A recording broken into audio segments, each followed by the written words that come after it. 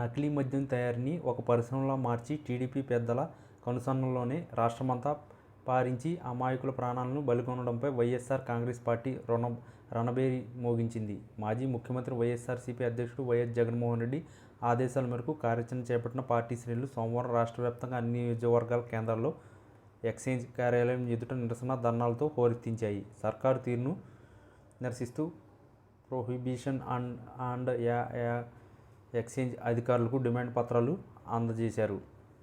ఈ కార్యక్రమంలో అన్ని చోట్ల పార్టీ నాయకులు, కార్యకర్తలు, మద్దతుదారులు, ప్రజల పెద్ద ఎత్తున పాల్గొన్నారు. నకిలీ మద్యం ప్రభుత్వ పతనం తథ్యం అంటూ రాష్ట్ర వ్యాప్తంగా నినాదాలు ఇచ్చారు. నందిగామలో మాజీ ఎమ్మెల్యే డాక్టర్ మొండితోక జగన్మోహన్ రావును అడ్డుకున్న పోలీసులు ఆయన్ను అదుపులోకి తీసుకుని బలవంతంగా అక్కడి నుంచి తరలించారు. పలుచోట్ల వైఎస్ఆర్ కాంగ్రెస్ పార్టీ నాయకులు అడ్డుకునే ప్రయత్నం చేయగా వారు ఎక్కడా వెనక్కు తగ్గలేదు.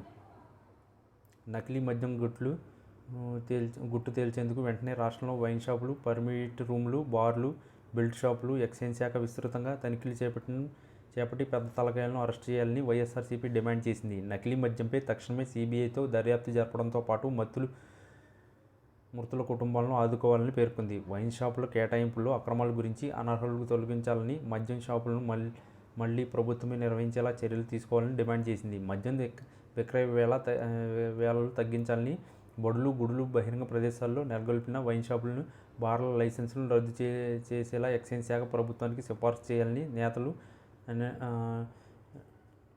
నినాదించారు.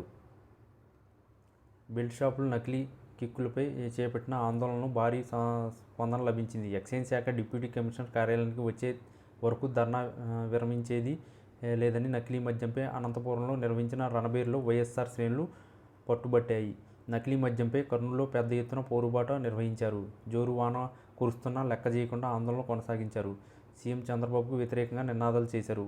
నారావారి సారా పాలన నశించాలి. నారావారి నకిలీ మద్యంతో ప్రజల ప్రాణాలు తీసుకున్న కూటమి సర్కారు ఎన్ బ్రాండ్ నకిలీ మద్యంతో జనం బలి. నకిలీ మద్యం మరణాలు పవన్కు కనబడవా? బెల్ట్ షాపులో నకిలీ కిక్కు అంటూ ప్లకార్డులతో రాష్ట్ర వ్యాప్తంగా వైఎస్ఆర్సీపీ నేతలు నిరసనలో పాల్గొని నినాదించారు.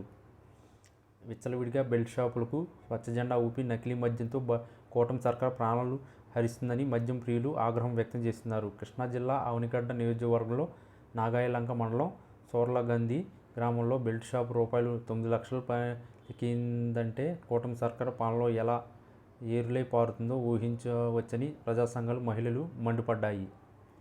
ఈ వీడియో కనుక మీకు నచ్చినట్లయితే please like, share and subscribe. మరిన్ని వీడియోస్ కోసం సబ్స్క్రైబ్ చేయడం మాత్రం మర్చిపోకండి.